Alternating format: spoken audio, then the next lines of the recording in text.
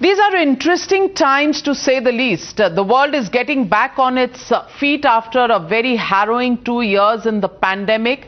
We're in the middle of a war between Russia and Ukraine. In your goalkeepers report, you do talk about the fact that there were 17 goals that the world, 193 countries, needed to fulfill. And I quote, you say, 7 years in and the world is on track to achieve almost none of these goals. But failure is not inevitable if we collectively challenge our assumptions on how global progress is achieved. I want to ask you, Mr. Bill Gates, how do you think we are going to get on track with the achievement of these goals, and what makes you so hopeful?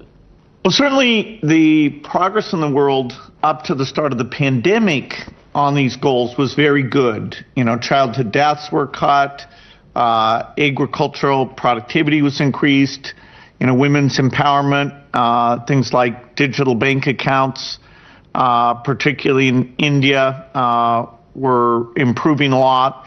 So we had a foundation of success.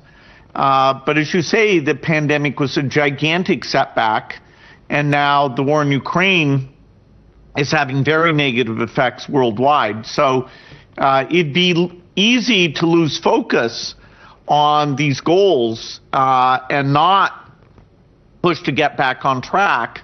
I'm optimistic that despite these headwinds, we'll be able to use innovation as long as these things remain a priority. Investing in health systems, investing in better seeds, looking at women's empowerment. These goals count. Every life saved makes a huge difference. And so, we're highlighting the need to maintain the priorities.